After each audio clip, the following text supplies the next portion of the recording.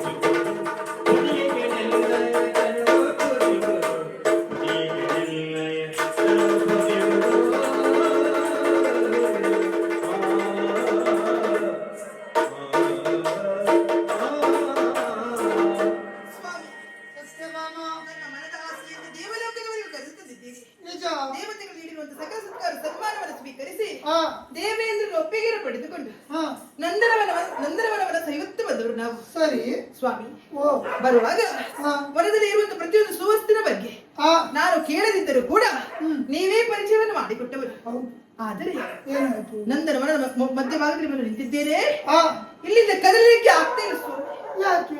ಕಾರಣ ಮತ್ತೇನು ಅಲ್ಲ, ಅಲ್ಲಿ ನೋಡಿ ಒಂದೇ ಒಂದು ತರು ದೀರ್ಘ ಶಾಖೆಯಲ್ಲಿ ಬೆಳೆದು ಶೋಭಿಸುತ್ತಾ ಉಂಟು. ಅದರ ಪರಿಮಳ ಎನ್ನುವಂಥದ್ದು ನನ್ನ ನಾಸಿಕೆಗೆ ತಟ್ಟುತ್ತಾ ಉಂಟು ಸ್ವಾಮಿ.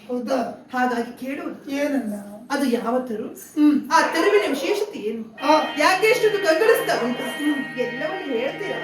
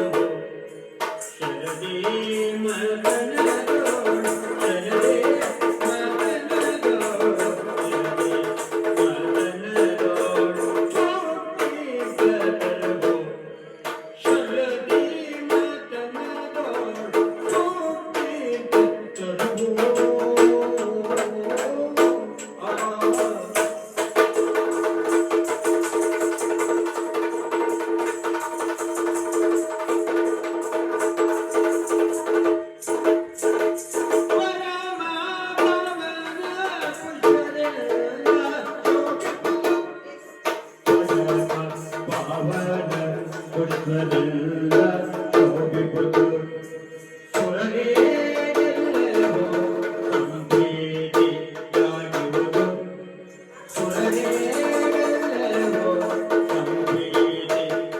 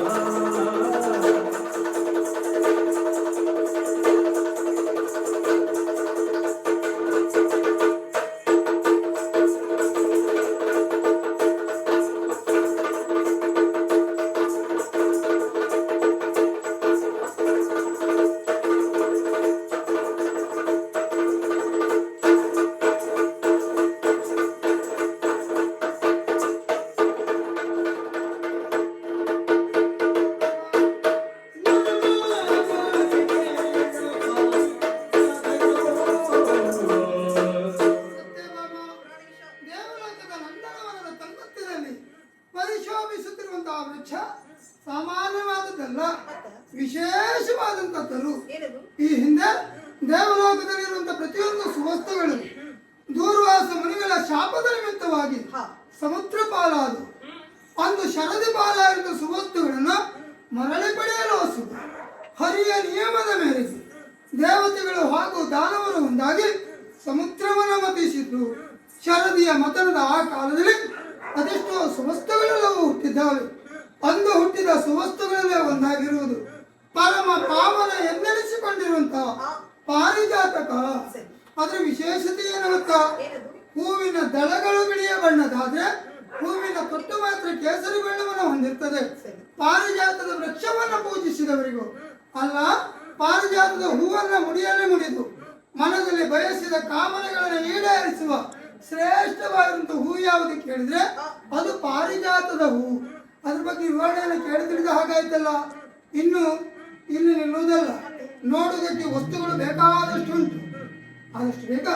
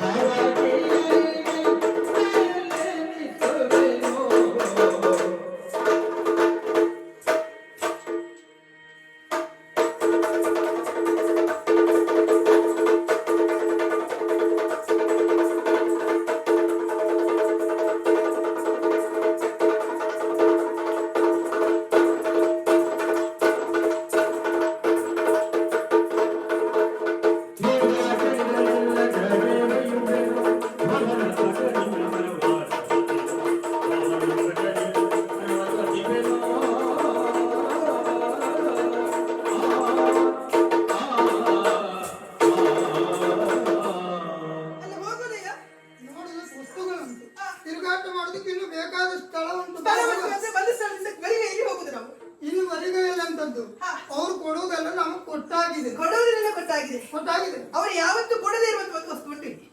ಕೊಡದೇ ಇರುವಂತದ್ದು. ಹೌದು. ಅವರತ್ರ ಕೇಳಿ ತೆಗೆದುಕೊಂಡು ಹೋಗುದಲ್ಲ, ಕೇಳಿ ತೆಗೆದುಕೊಂಡು ಹೋಗುದಿಲ್ಲ. ಕೇಳೋದೇ ಇಲ್ಲ. ಹೌದು, ಕಳ್ಳತನ ಅಲ್ಲ. ಕಳ್ಳತನ ಕೇಳದೆ ನೋಡದೆ ತೆಗೆದುಕೊಂಡು ಹೋಗೋದು ಕಳ್ತನ ಅಲ್ಲ, ಮತ್ತೆಂತ ಕಾರಣ ಉಂಟು ಸ್ವಾಮಿ. ಹಾ? ಅಲ್ಲ, ನೀವು ಮಾಡಿದ್ದೇನು ಹಿಂದೆ?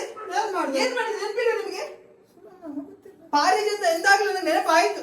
ಯಾವುದು? ಹಿಂದೆ ಹಾ. ಆ ನಾರದ ಬೈಗಳು ಹಾ. ಪಾರಿಜಾತ ಹೂವನ್ನು ನಿಮ್ಮ ಕೈಯ ಮೇಲೆ ಇಟ್ಟಾಗ ನೀವೇನ್ ಮಾಡಿದ್ದು? ಇದು ಯಾವ ಎಲ್ಲಿಂದ ತಂದದ್ದು ಅಂತ ಕೇಳಿದೆ. ಏನ್ ಹೇಳಿದ್ರು? ದೇವಲೋಕದ್ದು ಪಾರಿಜಾತ ಹೂವು ಅಂತ ಹೇಳಿದ್ರು. ಹಾ. ಇದನ್ನು ನಮ್ಮಲ್ಲಿ ಮುಡಿಯುವ ಅರ್ಹತೆ ಯಾರಿಗುಂಟು ಅಂತ ಕೇಳಿದ್ರೆ ಹಾ. ರುಕ್ಮಿಣಿಗೆ ಅರ್ಹತೆ ಉಂಟು ಅಂತ ಹೇಳಿದ್ರು. ಮನೆ ಹಾಡ್ರವ್ರು ನಿಮ್ ಬುದ್ಧಿ ಎಲ್ಲಿಗೆ ಹೋಗಿತ್ತು? ಹಾಗಾಗಿ ರುಕ್ಮಿಣಿ ಮುಡಿ ಏರಿತಷ್ಟೇ. ನಾನು ಸಾಯಿಲ್ಲ, ನಾನು ಜೀವನ ಇದ್ದಿರಲ್ವಾ? ಹಾಗಲ್ಲ ಹಾಗಲೇ ಆಗ್ತದೆ. ಅವರಿಗೆ 9-8 ಗಂಟೆಗೆ ಆಗುದಿಲ್ವಾ? ಹಾ. ಒಂದೇ ಯಾಕೆ ತಂದು ಕೊಡುವುದು ಅವರು? ಅವ್ರ ಹತ್ರ ಕೇಳಿದೆ, ಸಿಕ್ಕಿದ್ದು ಒಂದೇ. ಆದರೂ ಅಂದು ಕುಪಿತಗೊಂಡಂತ ನನ್ನನ್ನು ಸಮಾಧಾನ ಪಡಿಸಿದ ಹೇಗೆ ನೀವು? ಏನಂತ? ನೆನಪಿಲ್ವಾ? ಪಾರಿಜಾತದ ಹೂವೆಂದರೇನೆ, ಹಾ. ಪಾರಿಜಾತದ ತರುವನ್ನೇ ತಂದು ಕೊಡ್ತೇನೆ ಎನ್ನುವುದಾಗಿ ದೊಡ್ಡದಾಗಿ ಮಾತನ್ನು ಕೊಟ್ಬಿಟ್ಟು ನೆನಪಾಯ್ತೀಗ. ಹಾಗೆಲ್ಲ ಒಂದು ಮಾತು ಕೊಟ್ಟಿದ್ದೇನೆ. ನಿಮಗೆ ನೆನಪಿರ್ತದೆ? ನಾನು ಒಬ್ಳ ರುಕ್ಮಿಣಿಯ ಹಾ. ಹೋದದ್ರಲ್ಲಿ ಹೆಂಡತಿ ನಿಮ್ಮ ಮುಖಕ್ಕೆ ಹೌದಪ್ಪ. ಲೆಕ್ಕ ಮಾಡಿದ 16,008 ಮಂದಿ. ನೀನು ಲೆಕ್ಕ ಇಟ್ಟಿದ್ದೆಲ್ಲ ಧನ್ಯ. ಅದಕ್ಕೆ ಕೊಟ್ಟಂತ ಮಾತು ನಡೆಯುವುದಕ್ಕೆ ನಿಮಗೆ ಇದು ಸುಖ ಅಲ್ಲ? ಯಾವ ರೀತಿ? ಓ, ಅಲ್ಲಿ ನೋಡಿ ಕಣ್ಣಿಗೆ ಗೊತ್ತದ ಉಂಟು ಸಸಿ ಗಿಡ, ಹಾ. ಅದನ್ನು ನೀವು ಕಿತ್ತು ಕೊಟ್ಟಿದ್ದೆ. ಹೌದಾದ್ರೆ ಹಾ. ಸುಮ್ಮನೆ ನಡೆಯುವುದಿಲ್ಲ. ಏನ್ ಮಾಡ್ತೀವಿ? ಮನೆ ಅಂಗಳದಲ್ಲಿ ಇಟ್ಟು ಪೂಜಿಸ್ತೇನೆ. ಸುಳ್ಳಲ್ಲಿ ಯಾರ ಮನೆ ಆಗೋದಲ್ಲ? ನಿಮ್ಮ ಅಜ್ಜಿ ಮನೆ ಅಂಗಳದಲ್ಲಿ, ಬೇರೆಯವ್ರ ಮನೆ ಅಂಗಳದಲ್ಲಿ ನಾನು ಹೇಗೆ ನಡ್ಬೇಕು? ನನ್ನ ಮನೆ ಇಲ್ವಾ? ನನ್ನ ಮನೆ ಅಂಗಳ ಇಲ್ವಾ? ಹೌದಾ? ಅಷ್ಟು ಅಗಲವಾದಂತ ಅಂಗಳ ಉಂಟು. ಅಲ್ಲೇ ಯಾಕೆ ನಡ್ಬೇಕು? ಕಾರಣ ಉಂಟು. ಯಾವುದು? ರುಕ್ಮಿಣಿ ಹಾ. ಹೂವನ್ನ ಮುಡಿದ ಮೇಲೆ ಇಲ್ಲಿನವರೆಗೂ ಹಾ. ಅಹಂಕಾರ ಅವಳಿಗೆ. ಯಾರು? ರುಕ್ಮಿಣಿಗ? ಹೌದು. ಹುಡುಗ? ಅಹಂಕಾರ ಅಂದ್ರೆ ಮುಖ ನೋಡುವುದಿಲ್ಲ ಯಾರು. ಹಾ, ಸರಿಯಪ್ಪ. ಅದಕ್ಕಾಗಿ ಅವಳಿಗಿಂತ ಮಿಗಿಲಾಗ್ಬೇಕು ಹಾ. ಇನ್ನು ಒಂದು ಸಣ್ಣ ಆಸೆ ಇದು ಇಟ್ಕೊಂಡು ಹೋಗಿ. ಆಸೆ ಇರ್ಬೇಕು ಮನುಷ್ಯನಾದವನಿಗೆ. ಆಸೆ ಎನ್ನುವುದು ಯಾವತ್ತೂ ದುರಾಸೆ ಇದು ಆಗಿದೆ. ದುರಾಸೆ ಇಲ್ಲ ಸ್ವಾಮಿ. ನಿನ್ನದು ಅತಿ ಆಸೆ ಆಯ್ತು. ಮಿಕ್ಕುಳಿದವರಿಗಿಂತ ನಾವು ಮೇಲೆನಿಸಿಕೊಳ್ಬೇಕು, ನಿಜ. ಅದು ಯಾವ ರೀತಿಯಲ್ಲಿ ಅಂತ ಉಂಟು, ಅದನ್ನು ನಾವು ಮರೆತು ನಿಮ್ದು ಕಥೆ ಎಲ್ಲ ವ್ಯವಹರಿಸಬಾರದು. ಬೇಡ, ಕಿಟ್ಕೊಳ್ಳಿ. ಮತ್ಸರಕ್ಕಾಗಿ ಆ ಹೂವಿನ ಗಿಡವನ್ನು ನೆನಬೇಕು ಎನ್ನುವಾಗಿ ಆಶಿಸಿದ್ರೆ ಹಾ. ನಿನ್ನ ಮನದಾಸೆಯನ್ನು ಈಡೇರಿಸಲು ಹೊಸುಗ ಹೂವಿನ ಗಿಡ ಕೀಳುವುದಕ್ಕೆ ನಾವು ಮುಂದಾದ್ರೆ ಆದ್ರೆ ಪರಿಣಾಮ ಏನಾಗ್ತದೆ? ಏನಾಗ್ತದೆ? ಎಲ್ಲಿಯಾದ್ರೂ ನಮ್ಮನ್ನ ಕರೆಸಿಕೊಂಡು ಪ್ರೀತಿಯಿಂದ ಕರೆದು ಆಧರಿಸಿದ ಈ ದೇವತೆಗಳಿಗೆ ಹಾ. ವಿಚಾರ ತಿಳಿದ್ರೆ ಹಾ. ಉಂಡು ಹೋದ ಕೊಂಡು ಹೋದ ಹಾ. ಎಂಬ ನೆಲೆಯಲ್ಲಿ ನನ್ನ ಮೇಲೆ ಜಗಳಕ್ಕೆ ಬರ್ತಾರೆ. ಈ ದೇವ- ಅವರೆಲ್ಲ ಹೊಡೆದಾಟ ಮಾಡೋದಕ್ಕೆ, ಜಗಳ ಮಾಡೋದಕ್ಕೆ ಹಾ. ನಾನು ಜನ ಅಲ್ಲ. ನಾವು ಹೇಗ್ ಬಂದಿದ್ದೀವಿ ಹಾಗೆ ಹೋಗುವ. ಅಲ್ಲ ಅಲ್ಲ, ಈ ದೇವತೆಗಳಿಗೆ ನೀವು ಹೆದರುದಾ? ನಾವು ಹೆದರಿದ್ರೆ ಅವರಿಗೆ ಅಲ್ಲ, ಹೆದರ್ಬೇಕು. ನಾನಿರುವಾಗ ಬೈ ಯಾಕೆ ಅಂತ. ನಾನೇ ನೀನಿದ್ಯಲ್ಲ, ಅದೇ ಹೆದರಿಕೆ. ನಾನಿದ್ರೆ ನೀವು ಧೈರ್ಯ ಮಾಡ್ಬೇಕು. ಯಾಕೆ ಹೇಳಿ? ಯಾಕೆ? ಹೊಡೆದಾಟಕ್ಕೆ ಬಂದ್ರೆ ನಿಮಗೆ ಮಾತ್ರ, ನನಗೆ ಹೊಡೆದಾಟಕ್ಕೆ ಬರುವುದಿಲ್ಲ. ಬಂದರು ಒಂದಾದ್ರೆ ಆದ್ರೆ ಸುಮ್ಮನೆ ನಡೆಯುವುದಿಲ್ಲ. ನಾನು ನಿಮ್ಮ ಕೈಯಲ್ಲಿರುವಂತ ವಿಶೇಷವಾದ ಸುಶಾಗ್ನಿ ಎನ್ನುವಂಥದ್ದು ಹಿಡಿದು ಹಾ. ಬಂದಂತ ದೇವತೆಗಳ ವಿರುದ್ಧ ನನ್ನದೇ ಉಗ್ರ ಹೋರಾಟ. ನಿನ್ನದು ನಿನಗೆ ಬೇಕಾದದ್ದನ್ನು ನೀನ್ ಪಡೆಯುವಲ್ಲಿ ಪ್ರಯತ್ನ ಮಾಡ್ತೀಯ ಅಂತ ಆದ್ರೆ ಆದ್ರೆ ಒಂದು ಆಸೆ ಉಂಟು. ಏನಂತ? ಪೆಟ್ಟು ಬಿದ್ರೆ ಸರಿ ಬೀಳ್ಬೇಕು, ಹಾ. ಇಲ್ಲದೆ ಇದ್ರೆ ಸರಿ ಬೀಳಿಸ್ಬೇಕು ಅಂತ ಉಂಟು. ತಿಳಿಯುವುದು ಹೂವಿನ ಗಿಡ ಕಿತ್ತ ಮೇಲೆ ಮತ್ತೆ ತಡ ಮಾಡೋದಕ್ಕೆ. ಬಾಯಿಗೆ ಶ್ರೀರಣವಾಸನಾರಾಯಣ